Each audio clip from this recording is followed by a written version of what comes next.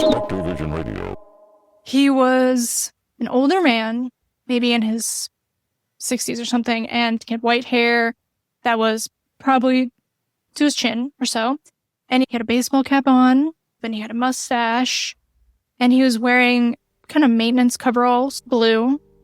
And he's got his hands on the fence looking down at us, sternly.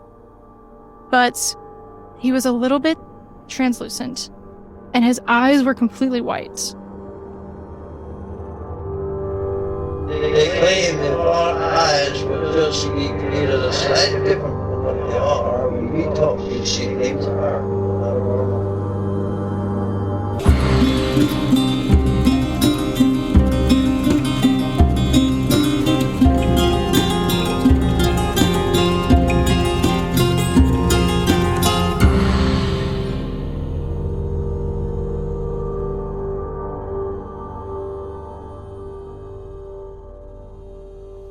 Welcome to Strange Familiars. How are you doing, Allison? All right. Just all right. The cold weather's encroaching. Allison's mood is descending. Mine is ascending. Like those two Greek myth people that cross in the seasons, and I forget their name. Lady Hawk. Yes, like Lady Hawk. Those two Greek myth people, Lady Hawk. Well, tonight I'm going to be talking to Anastasia, who's got stories of fairies, ghosts, growing up in a possibly haunted house, unpeople, and more. I feel like there's no such thing as a possibly haunted house. It's like being a little bit pregnant. Yeah, I mean, Like if you think you grew up in a haunted house, you grew up in a haunted house, right? the only thing that might argue to that is I think sometimes people themselves are haunted, and Well, was that not a haunting then? well, I mean, then two different people who grew up in the same house, their experiences might be entirely different. You know, That's always going to be the case. Yeah, true enough. Welcome to the Renner House. Before we get to Anastasia, I just want to mention Kaya.life. That is the group we're supporting at Pine Ridge. They live at Pine Ridge. They're not outsiders, and they're doing work right there at Pine Ridge. So if you can spare it, these are hard times for everyone I know. Kaya.life, Kiya.life. All right, let's go ahead and get to Anastasia.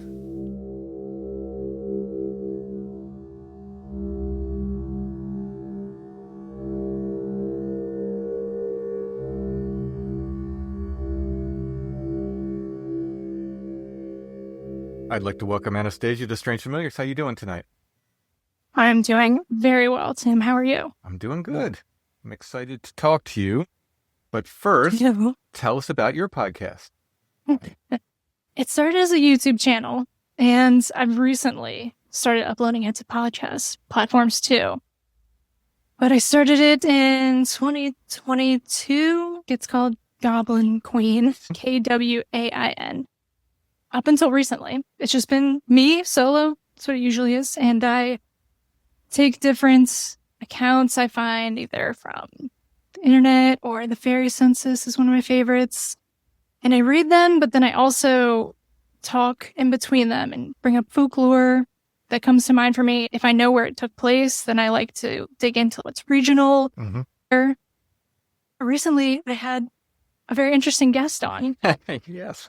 We were talking about little doctors that just show up in people's rooms. Yeah. Fascinating to me. Terrifying for you. I kind of figured other people would have that, and then it didn't really click for me until you contacted me and said, hey, let's talk about this. There's somebody from the fairy census who has a kind of weird doctors in the room story as well. Yeah, I think it seems pretty rare, but we'll see. More come up. Yeah. And you pointed this out when I was on your show. That right around the time we recorded, there was someone on Strange Familiars who had seen a cartoon doctor. Yeah, which is a very fun element to it. I love all the cartoon stories people have. And like puppets. It's a big one too. Yeah, yeah. So people can find Goblin Queen on YouTube. And I'll put the links for all this in the show notes. But you're also on podcatchers and so forth now? Yes, I am. Well, tonight we're here to talk about your experiences. So are these things that have happened throughout your life? Yeah, it's a little more concentrated when I was younger, which I think is true for a lot of people. Whether that's just the awareness changes. I'm not sure, because as my awareness has peaked again, being interested in having this podcast, I do find that a lot of weird stuff happens, but it's different. It's like synchronicities and things like that. Dreams. I'm very big into dreams. Whereas when I was a kid, it was more like physical kind of experiences. I thought I grew up in a haunted house. I phrase it like that because I had the experiences, but I just don't know what was going on. That was the context I assigned to it. But yeah.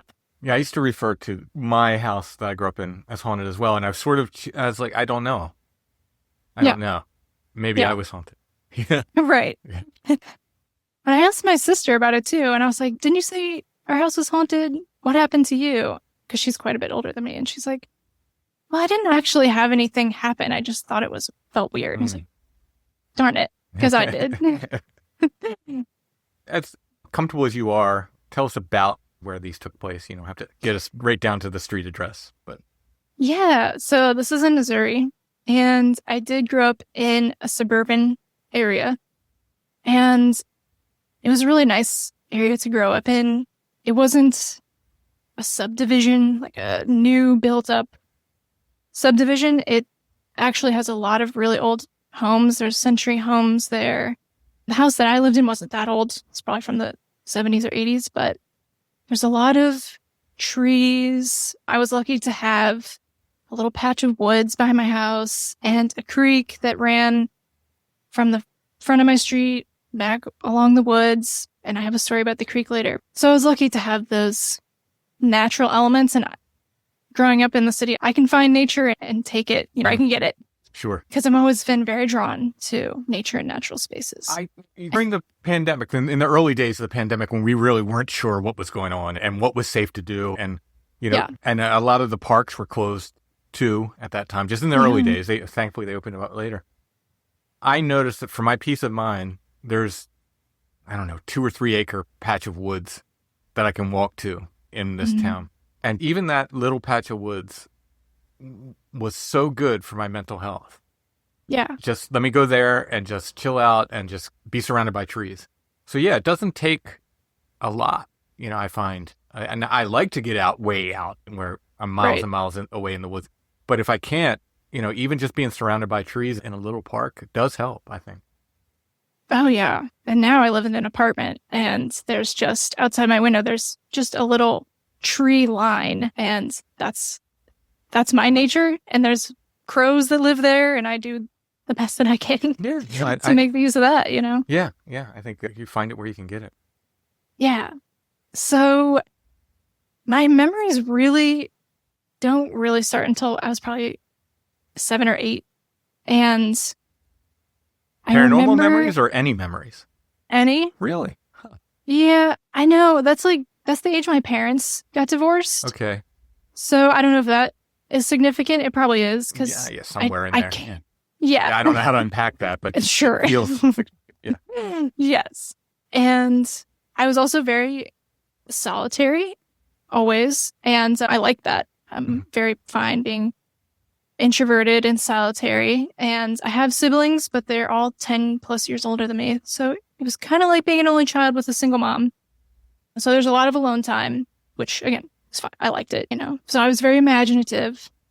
And I also was trying to think back. I can't really pin back when I started being interested in spooky things or magical things, but I feels like I always have been. Like I was born with that interest.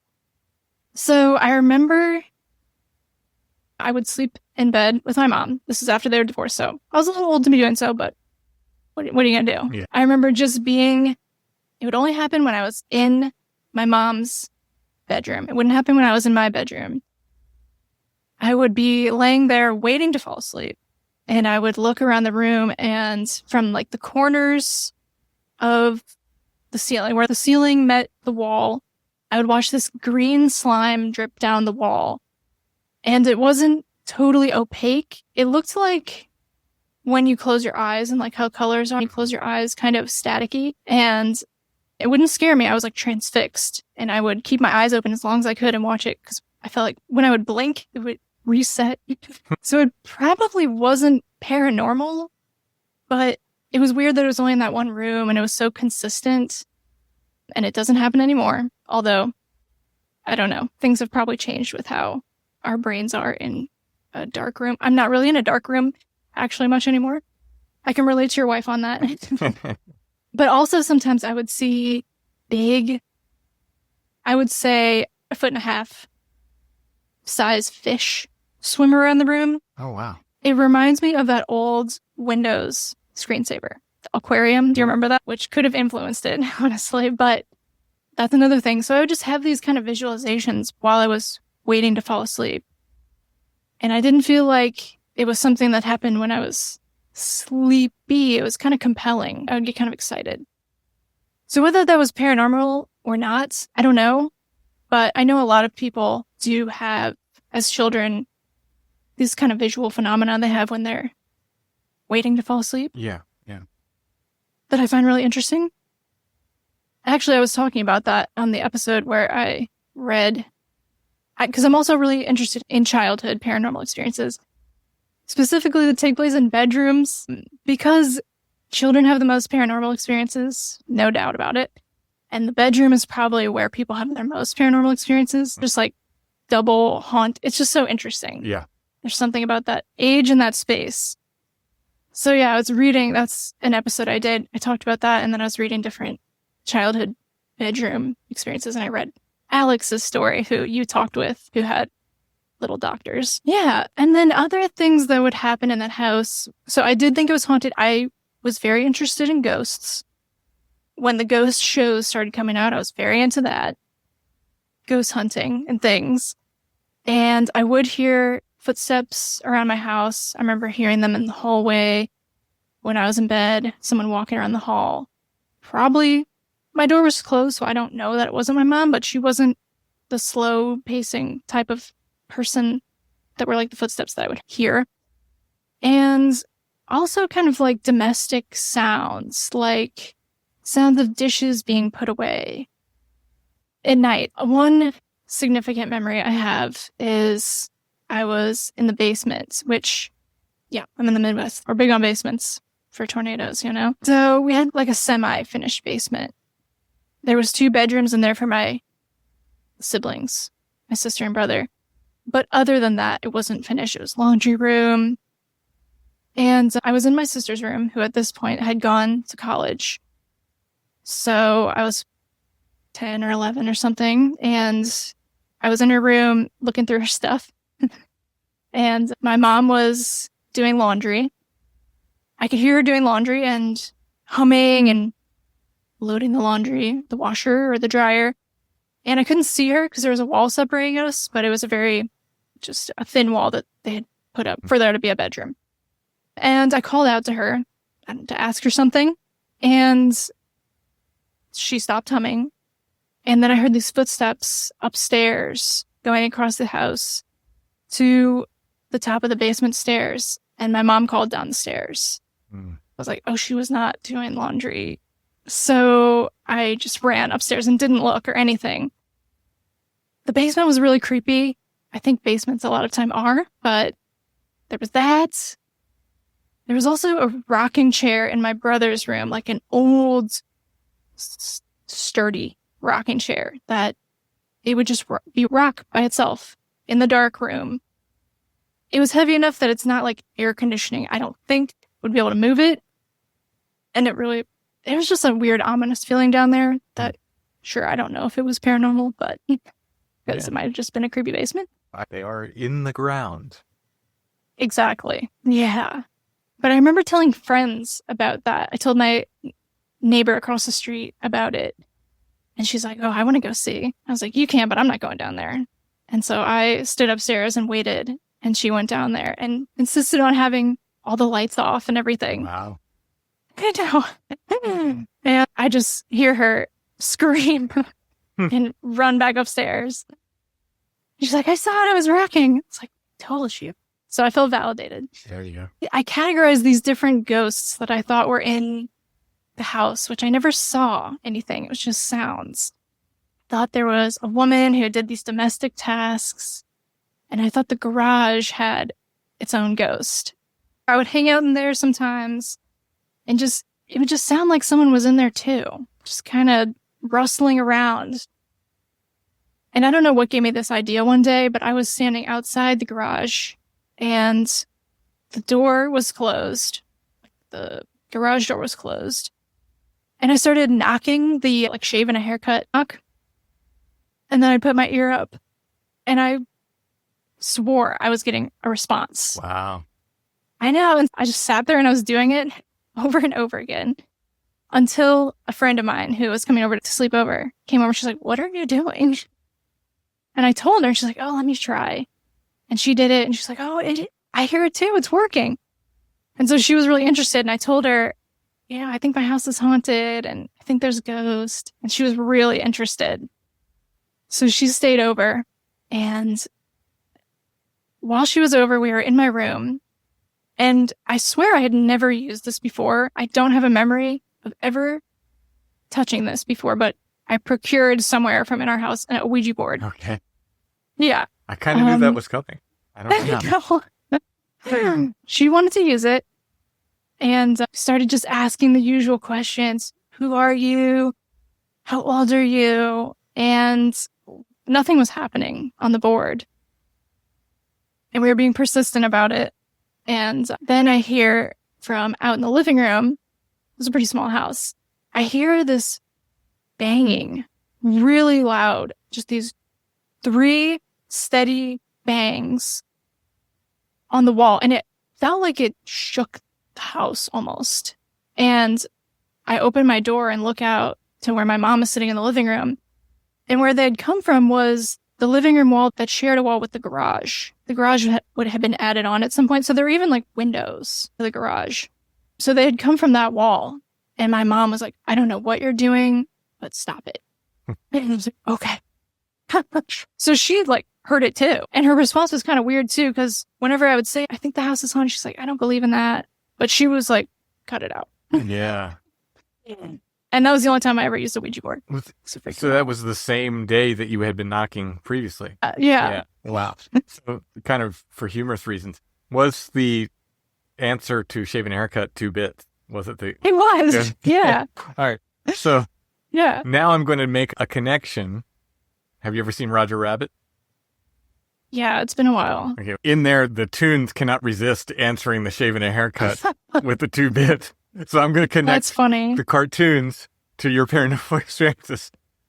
That reminds me of those haints and stuff where if you put out newspaper, it's supposed to deter them because they have to read it all. Oh, all the stuff like spilling a load of pins Counting on the floor or whatever. rice or something. Rice, yeah. You have to count it all. Yeah. That's funny. Yeah.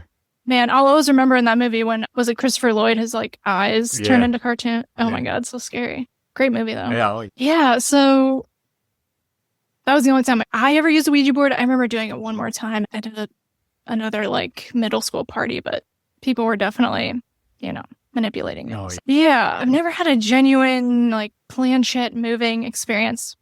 It'd be kind of cool, but I'm not taking my chances. So when you were doing the Ouija board, when you got the knock, it hadn't started moving for you or anything like that? No, nothing. Oh, so the knocks came. Yeah. Oh, interesting. Yeah, we didn't have anything happen on the Ouija board. Oh, wow. Wow, that's Yeah. super interesting. Yeah. But it was enough for me I'm done. Okay. Yeah. I can see Let's put it away. And I think my friend too was like, okay. Yeah. We carried on. Huh. Yeah. Whether all those were ghostly experiences, because we kind of brought this up when you and I talked that my thoughts have changed kind of on ghosts. Back then, and even probably up into my 20s, I was like, ghosts are a big thing. So much paranormal stuff is ghost. I like the ghost shows. And now I'm like, I don't know how much of it really is. I think it probably does happen because I'm not going to deny someone when they say I had a loved one visit. That seems kind of verifiable. But I don't know how much actually is ghosts. Yeah, it's odd. Let's put it this way, everything could be ghosts. And by that, Greys, Bigfoot, everything. Because back in the old days, ghosts could take all kinds of strange forms. It wasn't just, the guy standing there in the clothes he died in coming. In the flannel shirt. Yeah.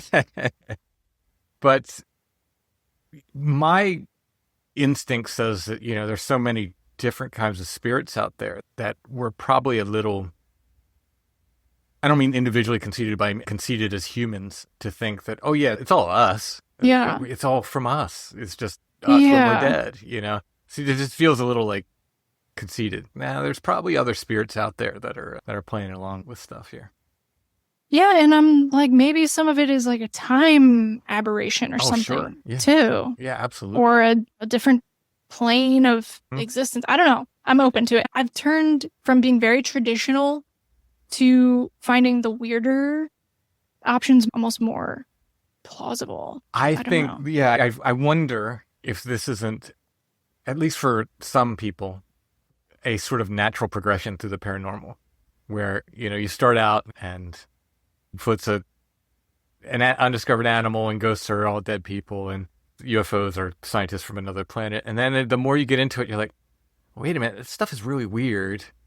And then the more you realize these accounts are just very strange, the more the stranger options of explanations, I think, become like plausible or at least an option to consider. Yeah, Bigfoot, I totally just was not interested ever until I heard, unfortunately, it wasn't on your show, but I later went back and watched it. Alex in the URs who, had his experience. And when this concept was introduced that Bigfoot had this non-corporeal form, I was like, I can believe that. I can get behind that.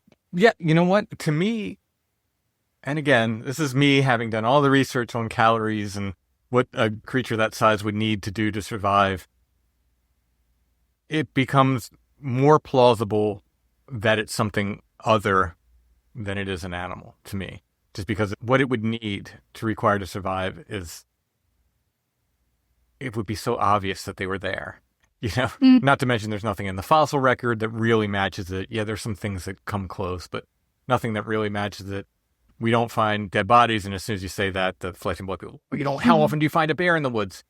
Well, not often, but they do find them. It has happened, Yeah, enough for us to know quite a bit about them. Yeah. How often do you find a dead mountain lion? Very rarely, but it does happen. In all the years of natural history, they have been found. Nothing like this has been found. So, yeah, after a while, I don't know. The weird stuff, I don't want to say it makes sense, but when these sort of quote-unquote Newtonian physics kind of stuff stops adding up, then it's time to consider other options. So can I ask you a Bigfoot question really quick? So any time of the day, anywhere, any place. So I know you mentioned you have a couple footprints casts, right? What do you think about footprints? Do you think like they really do leave footprints? Absolutely. Okay. Yeah. I'm a newbie, so I don't know. These footprints are incredibly convincing. They have like dermal ridges in them and mid-tarsal breaks that only people like Dr. Jeff Meldrum, these guys that are experts in primate locomotion, will look at these and say, well, like no one faked this because they'd have to be an expert like me to fake it. So yeah, I think absolutely they're leaving tracks, but tracks are very problematic because along with these really great tracks, you have these really goofy three-toed tracks that looks like somebody put on a monster suit and stomped through the woods. One of my favorite quotes about it was a zoologist from Baltimore. In the 70s, they kept finding these three-toed tracks around the area where I am in southern Pennsylvania. And somebody took him some of these tracks, and he looked at them, and he didn't say, this is fake. He didn't say, this is nonsense. He said, looks like they forgot to put on all the toes. Which is, to me, says so much about the phenomena. And he was a complete skeptic. Yeah. He didn't believe it. But to me, that's like, yeah, it is like they forgot to put on all the toes. Like whatever, they're forming themselves. There's always, it's the old myth of the devil, right? There would always be one thing not right to give him away. You looked at, be a very handsome man, and then you catch a glimpse of the hoof beneath his pant leg, or the tail would stick out or something. It's the idea. Or the Men in Black. Yeah, exactly. They try and get it right, and they can't do it. Yeah, something's just off. So it kind of reminds me of that. And these three-toed trackways are very convincing. They'll go on for miles and miles. And there's no sign of someone taking off the shoes and then walking away or anything, the monster shoes. Something was there, As many of these great footprints that, these primatologists will look at and go, wow, and get blown away by. We also have a lot of goofy footprints and when I say goofy, I don't mean they're not real. I just mean like to them, they're like, they don't even want to consider the three-toed stuff because it doesn't fit in their world. And regarding Jeff Meldrum, I always say, like, yeah, I would never debate him on primate physiology or locomotion. He really knows that, but he doesn't know anything about Bigfoot. And I mean that, neither do I.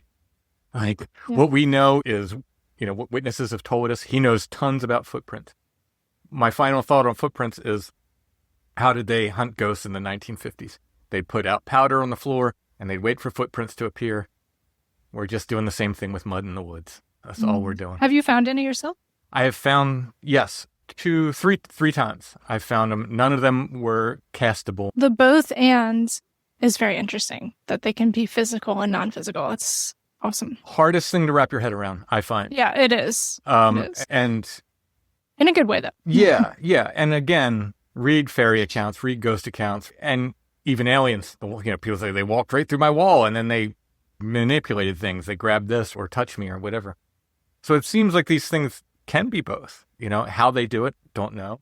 I think it leads to, and I'm not saying this isn't the case, but I think people immediately go to, oh, they're interdimensional, because that's why the footprints stop. They went into another dimension, and that's how we can't find them. I don't know. Maybe. To me, it's like, well, now we have to prove other dimensions exist. It seems like multiplying our problems.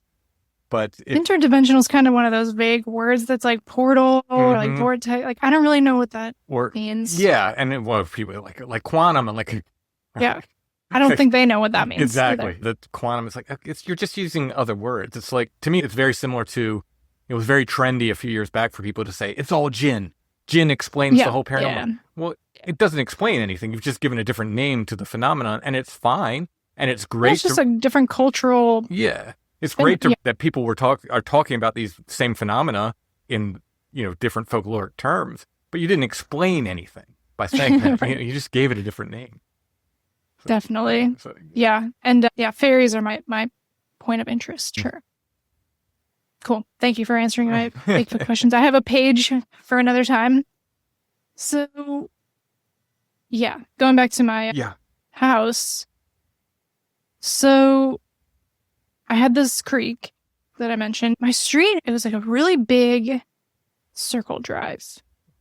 And where my street came off of the main road, there was a creek. Not the cleanest water that I know now. But like I said, I took what I could get. So where I would play, it was this muddy creek bank with fossils and trees and everything. And I would walk the creek, and that was my delight. But it would go under the main road. And before that, the mud banks would turn into cement. And it was like a square without a top, kind of sewer drain that was tall enough that it went over my 10-year-old head. And so it's kind of sunken in, obviously, because it had to go under the road. And then on the side, on top of the concrete, was a fence barrier, so you wouldn't walk into it. So obviously I wasn't really interested in that part. I just wanted to be in the creek where the rocks and stuff were. One day, I was probably between 10 and 11. I was playing with two friends in the creek, right there where it turned into I don't know what the exact term for it is, but I guess like a sewage or a storm culvert or something. Yeah, storm drainage kind of tunnel thing. And I said sewage. Hopefully it wasn't sewage. Not yet. I don't know. It's probably storm. It's probably stormwater. So we were playing at that area right there. And I never wanted to walk under the road where it went through under the road because it was dark. It wasn't very short. It's just a little 2-lane street, but I didn't really want to go through there and just stayed on my side. So I was playing with friends, and one of them was like, oh, let's walk under the road through the tunnel. It's kind of creepy. I was like, yeah, it is creepy. I don't really want to. They're like, come on. And so they presented it as this adventure. And it seemed like a very long, dark tunnel, even though it wasn't. So they convinced me, and we did that. We went to the other side. That's all we did. There's nowhere really to go. We kept going, but it wasn't anything of interest. So we went to the other side. It came back through, and I felt very accomplished. Like we had just pulled off this amazing feat, and we're kind of celebrating. And three of us are like, yeah, we did it. That wasn't so bad. And we're walking back towards the creek, and this tree branch falls right in front of us. And it was about probably as thick as my arm and probably as long as my body. And it fell right in front of us, kind of blocking our path. Wouldn't have severely hurt us if we fell, but it was enough to startle and stop. And we're like, whoa. And there was a big old oak tree right there that it would have fallen off of. And so we're like, oh, geez. So we looked up to see why it fell or where it fell from. And right there, so kind of like my head level is where, the concrete stopped. Standing against the fence in front of the oak tree was a man. And I always get really creeped out when I start talking about him. I remember him so clearly. He was an older man, probably, I don't know, maybe in his 60s or something, and he had white hair that was probably to his chin or so. And he had a baseball cap on, and so the hair was kind of coming out from under his baseball cap, and he had a mustache, and he was wearing like kind of maintenance coveralls, blue, not denim, but dark navy. And I even remember like the name patch, like the old stitched name patch. I don't remember the name, but I remember that being there.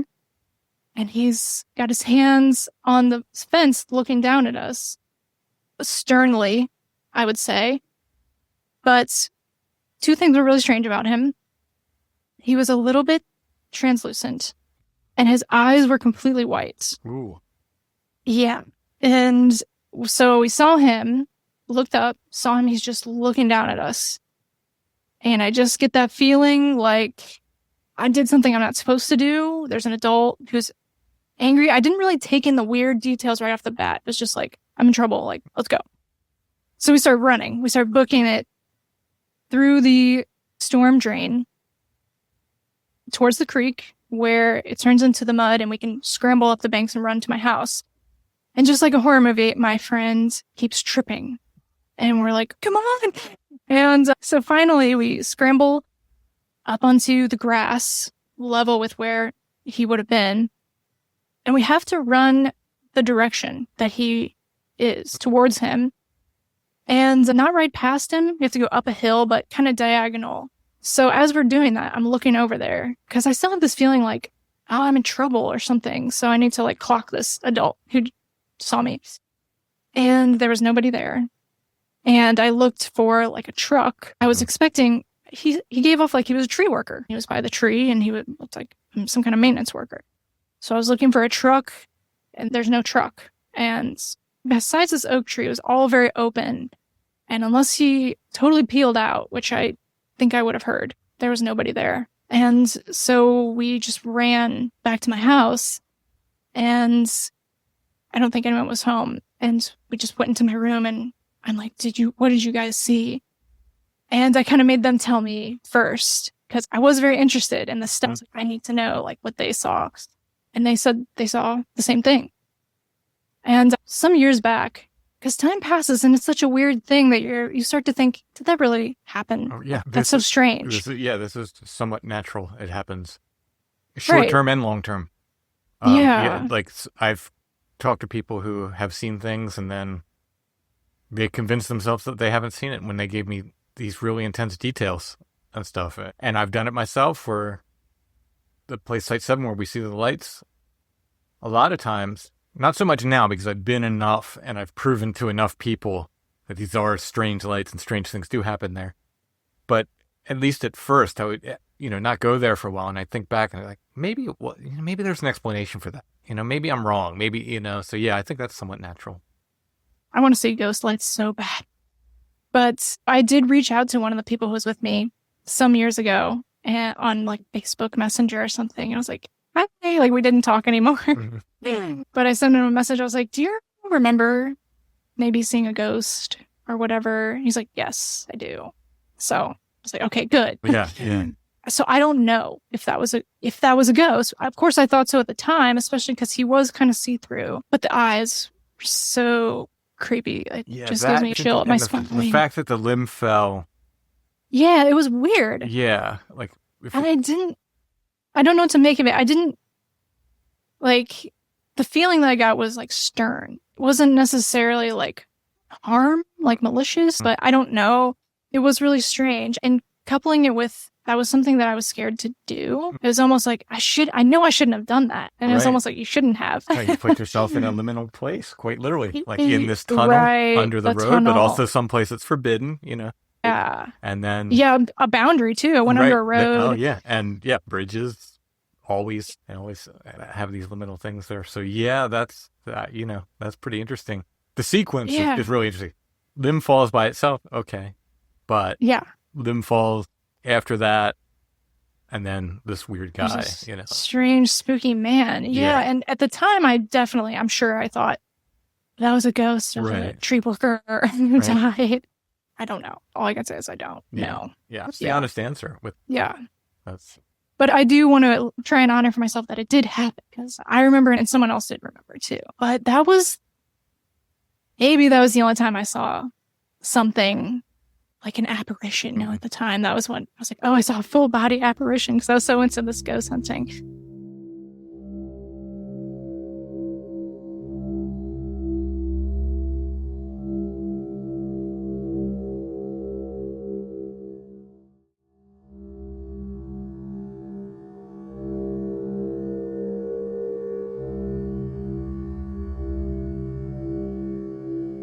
But one story I will share with you as well that I'm not sure if it was a real person or not, but it was a very interesting experience. I had this huge cluster of experiences around that age at that house. I actually had another friend who wasn't the one who was with me, but a couple years later, I had a friend who said she saw ghosts or what she thought were ghosts regularly, and I believed her, and she told me she saw a different ghost in that creek, like a girl or something. And yeah, so I didn't have any other experiences like that in that creek. It always had kind of a spooky feeling to it, but I liked it. But so I had a lot of experiences at that time, at that house. I don't know if it's that area or if it was me, what it was. And then, yeah, I do feel like it kind of tapered off for a little while, which I think is common for people. I think it's too. very common. I often wonder, is it, and I don't necessarily mean this in a bad way, because I think to find yourself as a teenager, you need a little bit of selfishness. And Yep. and you get involved in yourself. You got to find yourself, you know, in many ways. And for those who, you know, are not teenagers and still feel like they haven't found themselves, I think it keeps going. You know, I really don't think I fully found my way until maybe my 30s, and then wasn't able to sort of manifest that until my 40s. But Okay, I'm 33, so wish me luck. there you go. I mean, it's funny how like mental age doesn't change that much, though. Would you Mhm. say so? Yeah. I think Yeah. because essentially, like, at some point we are who we are, you know. But, you know, to get back to that, I think it's very normal for sort of teenagers to be like, you kind of put some things away for those years. And, you know, for me, it was, you know, punk rock and girls and, you know, records and whatever, you know, Yeah. going to shows and all this stuff. Whatever your interests are that become these sort of like huge things. And I will carry the things I found with that, you know, the good things from that, I will carry all my entire life. Yeah. But I'd often wonder if it is that sort of benign selfishness or whatever, that necessary selfishness in order to like try to figure out things for yourself, that sort of shuts down some of this stuff, you know? Yeah. I think your awareness for that kind of thing, you have other priorities. Yeah. Yeah, I definitely feel that for my teenage years and then also for my 20s too, I would say. For most of my 20s until like late 20s, I didn't really have too many experiences because it was another time where you're being a young person, you're Mhm. very into that. You know? So, yeah, then another story I wanted to tell you about. I was between 17 and 19, I think. Somewhere around there. A young adult, late teenager, young adult. I worked in a movie theater, which I loved. And I would close sometimes, and that would get you up pretty late, waiting till, I don't know what time the movies end nowadays, but, you know, back then, the movies would get out close to midnight. Oh, yeah. And then you have to clean all of Yes, them. sometimes later. Yeah. Yeah, right. So you'd be driving home pretty late at night. And so one night I was driving home And I can't say exactly what time it was, but somewhere between midnight and probably 1 or 1:30, we'll say. I'm driving home by myself. I kind of recall it being a pretty nice night, having my windows open. Driving in the middle of the night is kind of nice. No one's out, Oh, I agree. especially if it's a nice night. Open your windows, play music.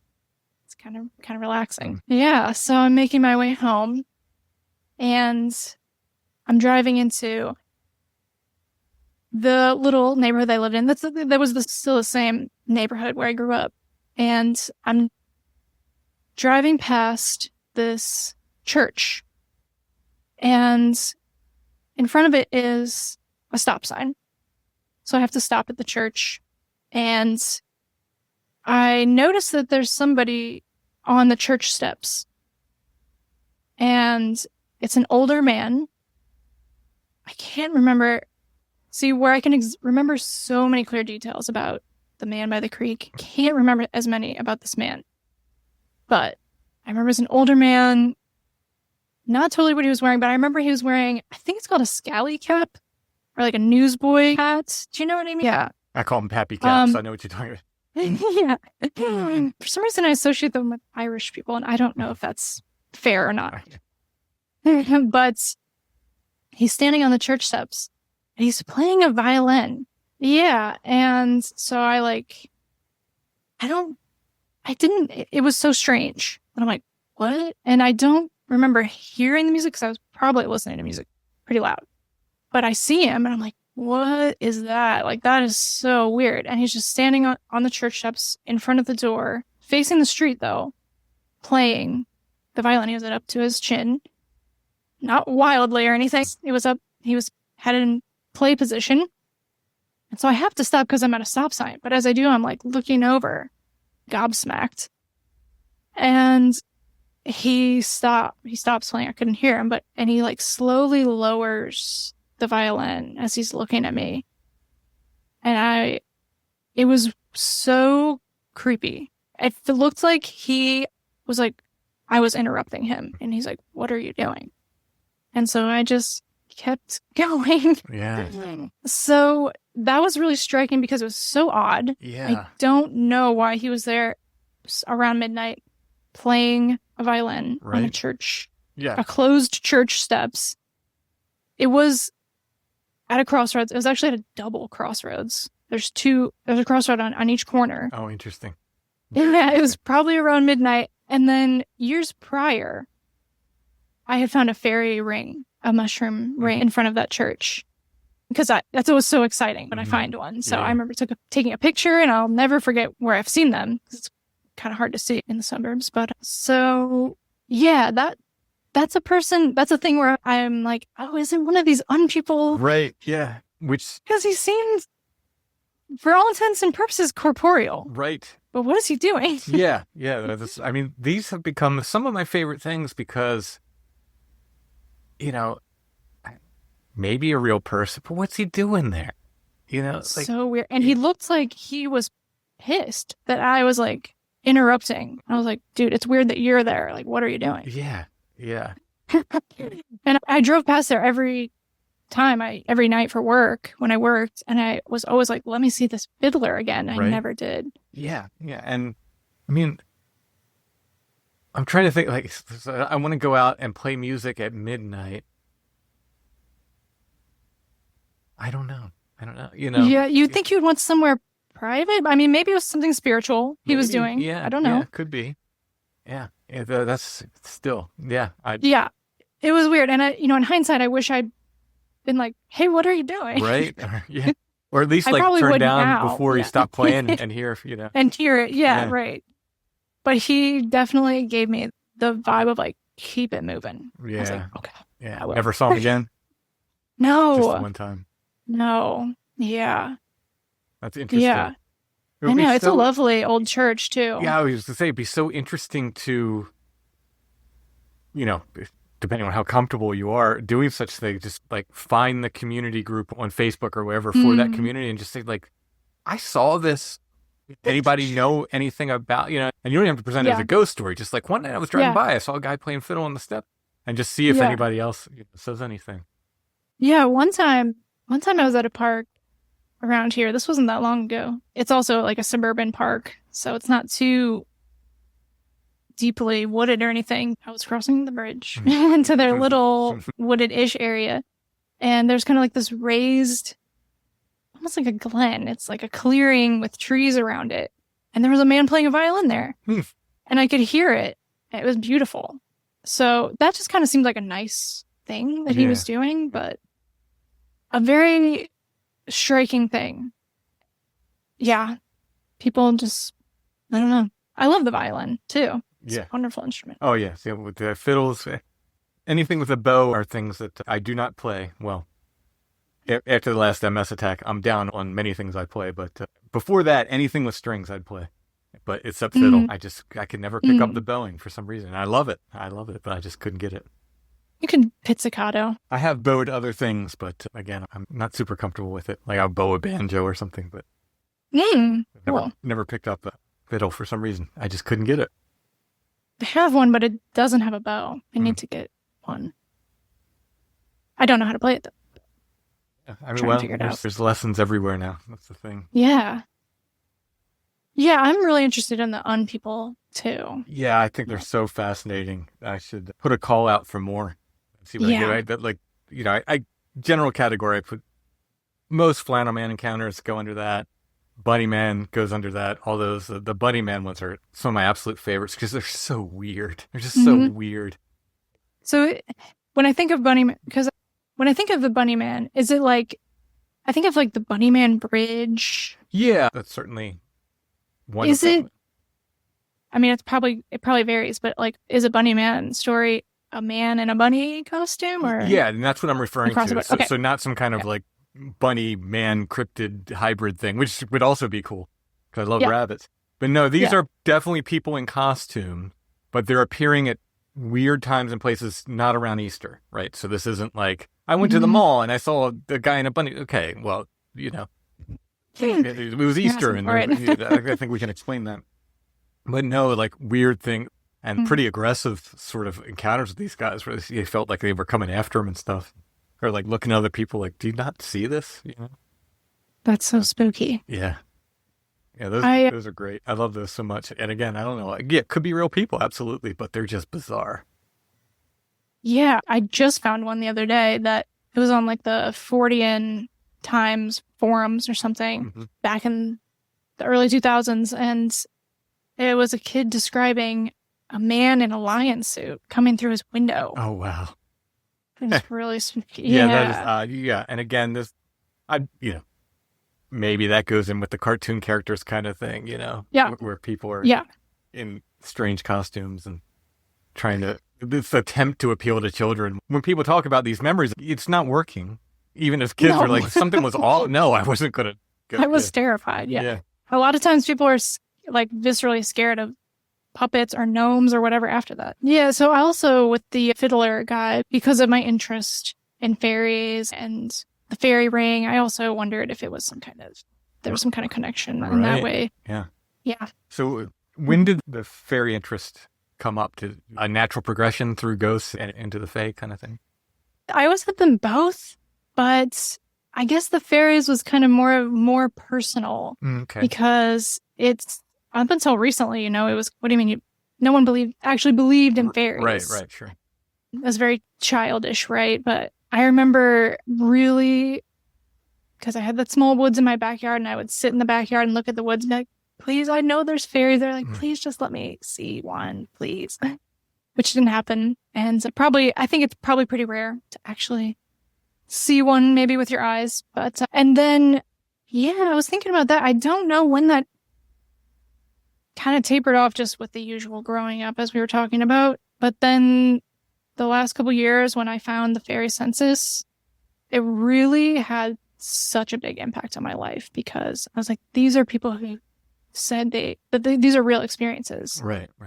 And it just, I always was very I want to believe, really want to believe in fairies, but I feel like I shouldn't.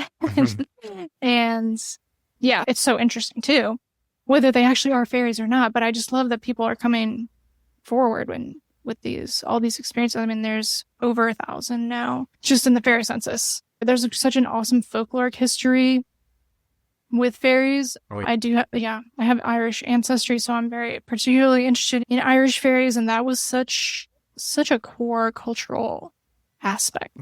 Yeah. Ireland, they did at one point in time, and some people do still, but they believed in the fairies and they took them very seriously. Oh, yeah. It was not the fairies that a lot of people associate today. No. It was like, I do not want anything to do with the fairies. Tinkerbell and a lot of children's books starting in the late Victorian age and going up to, modern times, really. Yeah. And people have this idea, and I think most people listening to this podcast or in the paranormal in general are not included in this, but sort of like people outside those circles. Oh, a fairy, it's a pretty little woman with butterfly wings or dragonfly wings. And it's like, no, they can be massively huge. They can be all shapes and sizes, hairy, scaly, bald, all manner of descriptions. And a lot of them you don't want to run into. Yeah. And it's interesting, too, because people do see now the winged fairies. Mm-hmm. Oh, yeah. Yeah, that's the that's the important thing to point out. That, a lot of people, even Barb Fisher was on my show, and she said, like, she would kind of make fun of that thing. And then she's awesome. She's what so she smart. saw was a little thing, a little very typical, like, little woman with wings. Very typical kind of. So, yes, people absolutely do see that. Now, whether that's has always been the case or if that's, I don't know how much culture plays into this stuff. Right. And all of it. Yeah. It seems like with so many things, like you're saying, just kind of you have to blanket it with the other because who knows, because it could just pull or project or you project. I don't know which way it goes. Yeah, exactly. I know from my experience that two people can look at the same thing and see something different, Those are really good stories too. So, yeah. And with that, it is very interesting how it's changed because you mentioned earlier how ghosts used to have all kinds of different appearances. I mean, ghosts don't carry chains anymore, and that was a big thing. And fairies in England used to do this like rapid switching from like a ball of fire to like a dog to some weird and a rag, rolling like it used to be very weird. Yeah. I don't think that people were having genuine experiences then and they aren't now, or it probably always was, but it's just interesting how it's changed. It's just an interesting aspect to it. Yeah. Is Bigfoot change, or does it vary throughout cultures, or somewhat consistent? Bigfoot varies throughout time. And time is what I meant. Again, one of my favorite talking points, because the UFO gets more technologically advanced over time. It always stays ahead of us. The first, not the first, they were seeing weird things in the sky, as long as we've been recording it. But the first kind of big flap in modern times, semi-modern times, late 1800s, they start seeing airships before we get dirigibles. Right before. That's when they're describing these things, and that's what they look like. And here, a few years later, here come the airships. Then they move into these Art Deco crafts, and on up through until in the 1970s, people start seeing black triangles. Right before we get the stealth bomber, which is nothing but a big black triangle. They're seeing black triangles in the sky. And now they've advanced to these, tic-tac things that don't appear to have any sort of wings or any kind of technological stuff. It's just a sort of a clean metal tube, to even like these weird jellyfish things. Jellyfish. So they're always ahead of us. The wild man, as we get more advanced, in my opinion, gets wilder. So he start out, as far as we know, like, again, they happened before, but some of our earliest recorded things are the Wadwos, the wild men in medieval time. Yep. And they're like these wizards of the woods. And people would go to them for advice. And they were these magical creatures and very intelligent and wise. And you move up through, and some of these articles I collected from the 1800s, not all of them, but some of them, they'll be wearing ragged out clothes. They'll be all raggy and maybe carrying a rusty musket that won't fire, but there's a lot of accounts in the 1800s, they're cooking their food. People will come upon them and they have fires and they're cooking their food. None of those accounts today. None. In fact, today, particularly the flesh and blood people use that to dismiss those old accounts. Well, Bigfoot doesn't use fire. So that's nonsense. Well, we get further away from nature. I always say we don't really have to experience the seasons if we don't want to. We can stay inside and temperature control. We don't have to experience darkness if we don't want to. We can have lights on 24/7. We have moved away from nature. And it is my opinion, and one of my theories, this is, absolutely could be wrong, but one of my theories is this wild man archetype that every culture has, to my knowledge, I haven't found one that doesn't, is sort of our connection to nature. And as we get further away, and again, as I say, archetype is the same thing as me saying, I'm not saying it's not real. People are seeing this, and it can have a physical presence, and it can be a spirit that, embodies this archetype. It doesn't have to be one thing. But this wild man archetype is sort of our connection. It's our in-between, between us and nature. It's our connection to nature. And as we get further away, by necessity, our wild man gets wilder and more savage. Until today, we have the very aggressive Bigfoot. And Brother Richard kind of brought this theory to me, and I absolutely love it. Suddenly, in the past 15 years, now there were some before that, but really in the past 15 years, even maybe 10, these dogman reports have started coming up everywhere. All these and they're coming up in the same places people tend to see Bigfoot.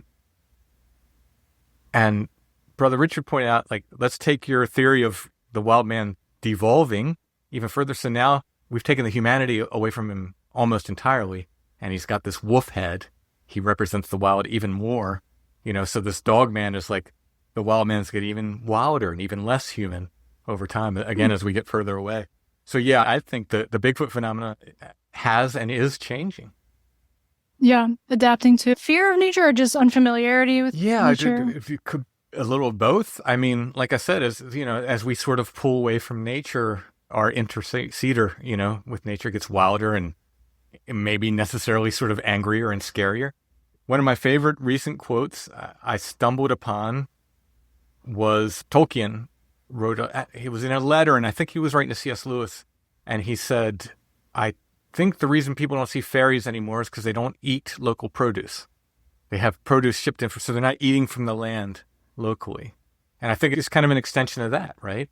So you want to see fairies, you want to, you got to go out into the woods, you got to go out to where they are, you want to see big.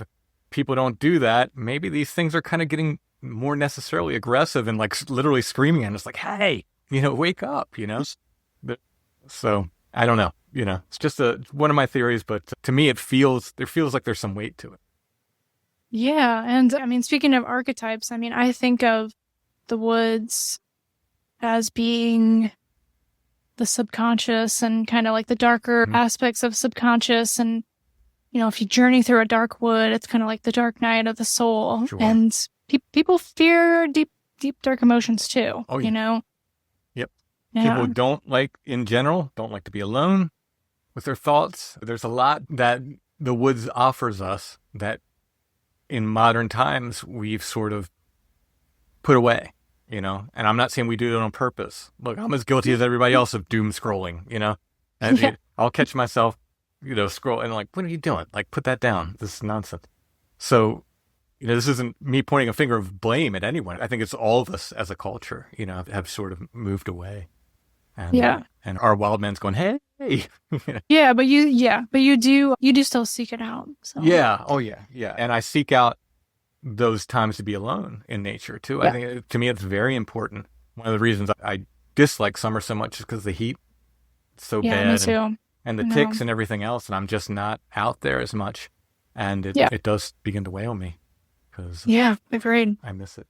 So before I let you go, I want to talk about dreams and the other. So you said as an adult, more stuff happens in dreams. So how does that sort of come to be for you? How does that manifest? Well, I have always been a very vivid dreamer. I can't say that I've ever been a lucid dreamer. Very heavy, vivid dreams all throughout my life. I remember having one very clear prophetic dream when I was a kid. Okay, so I had this dream that I couldn't see myself. It was just kind of camera view of a house, going in through the door and just going through this house almost kind of on rails, just going slowly through this house, this fixed perspective. And that's all there was to it. But I remember some details of the house I remember what it looks like. And one detail I really remember was this rocking horse. It's one of those old plastic rocking horses on like the metal frame with springs. They don't make anymore, I'm sure. But yeah, that was all there was to it. I don't remember what age I had that dream. But several years later, my mom, after my parents had divorced, my mom started dating a new guy who would go on to be my stepdad until he passed away. And when she took me over to his house, it was his house. Oh, that was in wow. my dream. Wow. Yeah. It had been years since I had the dream, but I was like, oh my gosh, like I remember. And then so now I try and take my dreams down when I get them, but I very much resonate with your big dreams, little dreams. I have both, but some dreams just feel different. They feel different. I feel different. Sometimes I'm not even myself. And just the feeling in it feels like you're in a movie. It looks like you're in a movie and everything's hyper realistic or something, hyper produced. And the scale of the world feels very large. And even I submitted an account to the fairy census, which was a dream. And I wasn't sure if I should submit it, but I wrote to Simon Young, who put the fairy census together, and he said, if you consider it an experience, like, then it is. So I was like, ah. And I'm glad I did, because I probably wouldn't remember the dream in such detail that I wrote it down. And it was that so I had asked, again, this was a couple years ago, and I was just thinking, I really want to see a fairy. I really just do. And I was like, let me dream. I want to dream about fairies tonight. And I've never been able to do that as much as I've wanted to. Choose what I dream, maybe Right. you're like, oh, I'd really like to dream about this person or something. I've never been able to do that. And that night I went to sleep and I had this big dream where I was me and I was walking through this dark wood, actually, but I could see. And I don't know if I was shrunk down or things were big, but I came upon this big mushroom, like a Amanita muscaria mushroom. And there's a fairy sitting on it. And it was like that winged, gowned fairy.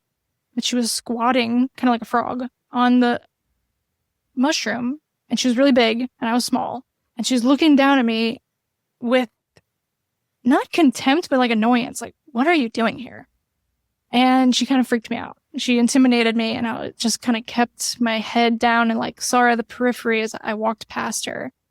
And I did not engage. I got the sense that she did not want me to be there. So I just walked past and watched her out of the corner of my eye. And then I came to out of where I was walking in between these trees on this dark path. Then I opened up into like this garden, and I was still quite small, and I came upon another big mushroom.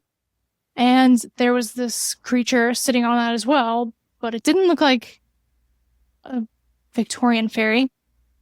It kind of looked like if a toad was like sitting up, like a fat little toad was sitting, and its head looked like a blobfish. Do you know what a blobfish is?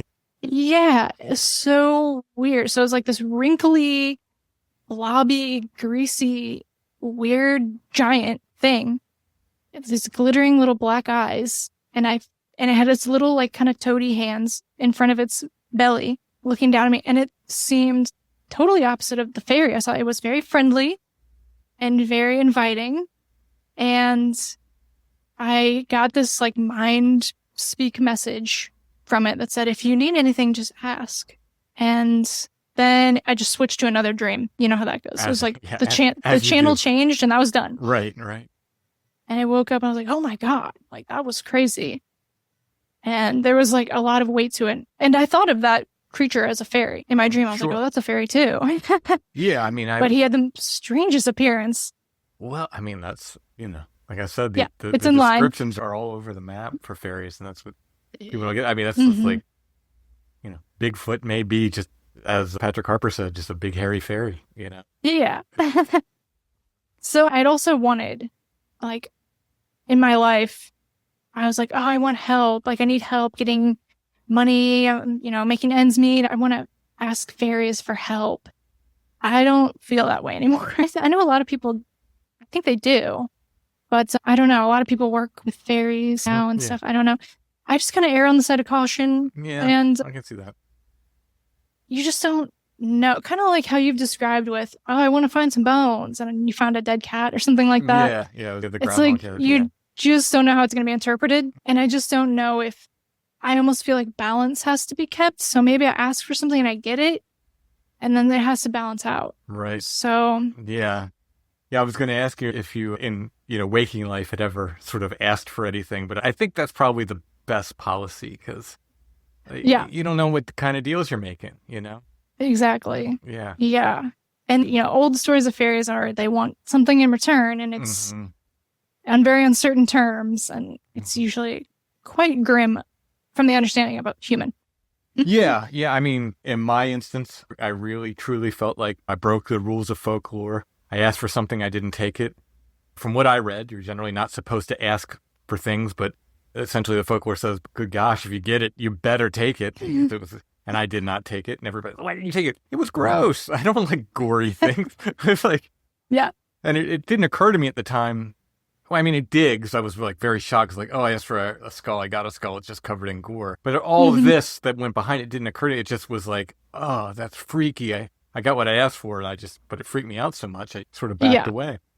But I do feel like some weird stuff happened there. And I do feel like I was spanked for it in a sense. I broke the rule. I don't know why. Our relatives, maybe over thousands of years, kind of figured out these quote unquote rules. And they don't always apply. I'm sure there are 50 other people who had similar situations who didn't take it and nothing bad happened. But I think the idea is like it can, it can go a certain way. So I'll go ahead and play by the rules our ancestors laid out. Just, why not? Yeah. And I do sometimes think I come across maybe fairies, and when I'm out in nature, just get those weird feelings, or you see a perfectly real animal, but it just seems you get a weird sense off of it. Right? Yeah. So. Yeah. Well, once again, let everybody know the name of your podcast and where we can find you. Yeah. So it's called Goblin Quain, Kwain, and you can find it on YouTube or wherever you listen to a podcast. All right. And again, I'll put the links in the show notes for that. Anastasia, thank you so much. Thank you. Anything weird happens, you know where to find me. Absolutely. Oh, wait, I didn't ask you the question. So on the morning of April 18th, 1961, Joe Simonton saw a silver disc on his farm. He went out, investigated, and actually stepped aboard the craft. It was there that he encountered 3 dark-skinned humanoids who handed him an empty jug. Joe filled it with water and brought it back for them. In return, they gave him some pancakes. Anastasia, would you eat the pancakes? As a fairy person, I think I have to say no, because you're not supposed to eat what the fairies give you. But he did, I think, if I remember correctly, he did get the recipe, or he got a pancake, and then they were able to get the recipe. They sort of backward engineered the recipe, I think, yeah. So I would make it, I think, maybe, but not eat it. Yeah, and I'm again, I allow myself to change according to my mood. It's a vibe-based situation for me at the moment. But we'll see. I always lean towards no, but I would lean towards no from eating food that anybody gave me that I didn't know. Yeah, I have thought, I was like, well, I don't want to offend them. Right. So that would be awkward if they were like, eat it now. Yeah. Like, oh, okay. Yeah. I mean, who knows? But we'll see. If I'm ever in the situation, I'll let everybody know how I. Please. I hope you return swiftly. All right, Anastasia. Thank you. Thank you.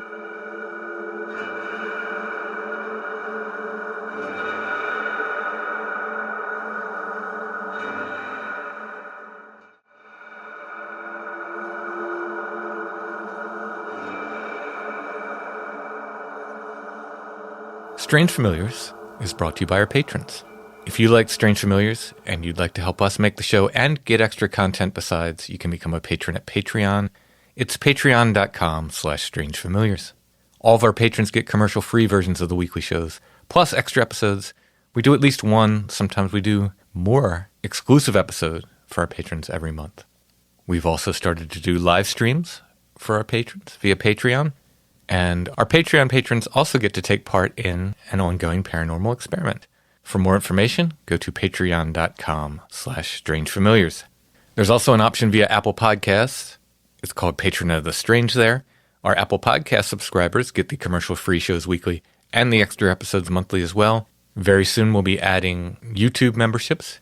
Now you can subscribe on YouTube for free, and please do that even if you don't listen to the show on YouTube. Please subscribe there.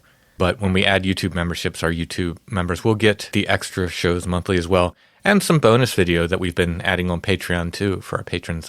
This week I went to Devil's Hole and filmed a little walk through Devil's Hole that patrons got to see what the area looks like and so forth.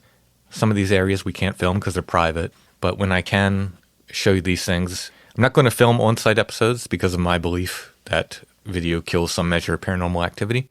But when I can go back, like during the day, I will film in the areas I can show you, I will. So you get an idea of what they look like, these places we go and we talk about.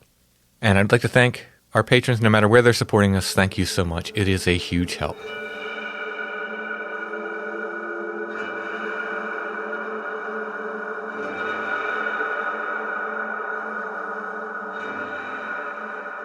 All right, we're not doing a curiosity this week, but I did want to thank Unknowing Magazine.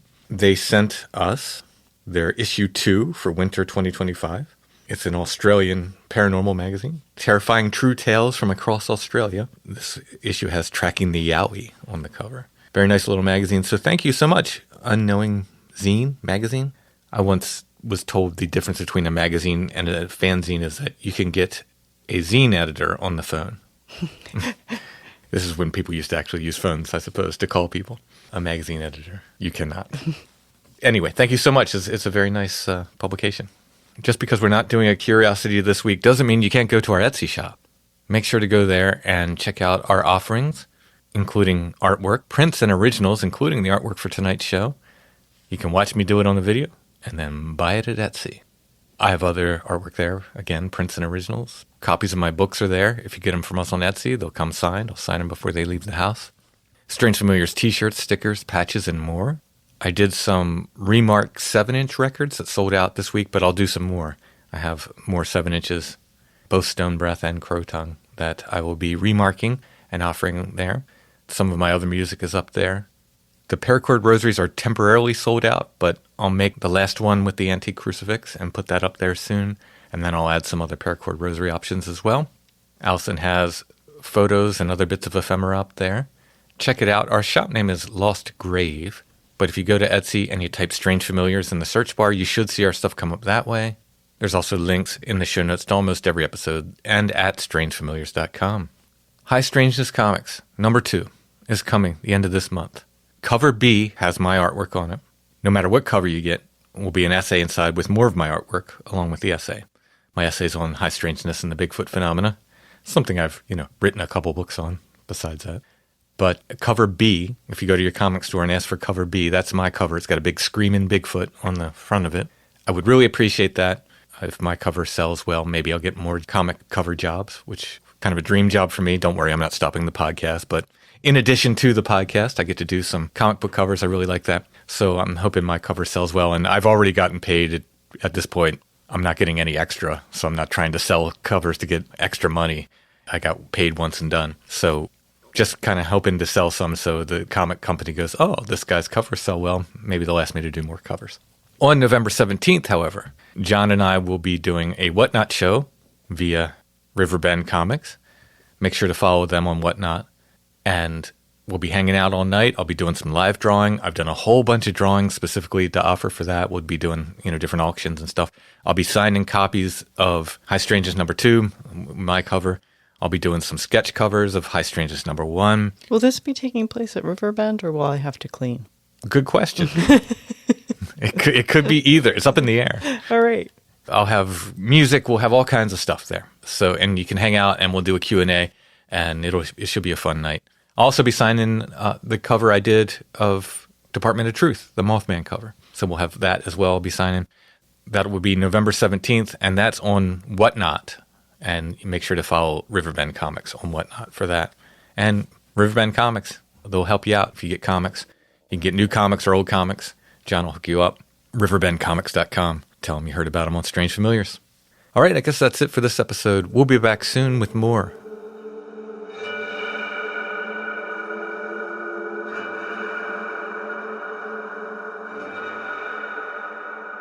Strange Familiars is a production of Dark Holler Arts. Intro and background music is by Stone Breath. If you want to hear more or purchase music, you can go to stonebreath.bandcamp.com. We are on Facebook, facebook.com/strangefamiliars, where you can join the Strange Familiars Gathering group. We are on Instagram @strangefamiliars, one word, no underscore. Please give us a follow there. For merch, go to strangefamiliars.com/merch. For everything else, links to all we do, go to strangefamiliars.com. And if you made it this far, all the way to the end of the episode, I always forget to say this. Wherever you're listening, whatever app you use, make sure to follow us so you get updates and you'll get notifications of new shows. And if you would be so kind, leave us a nice 5-star rating.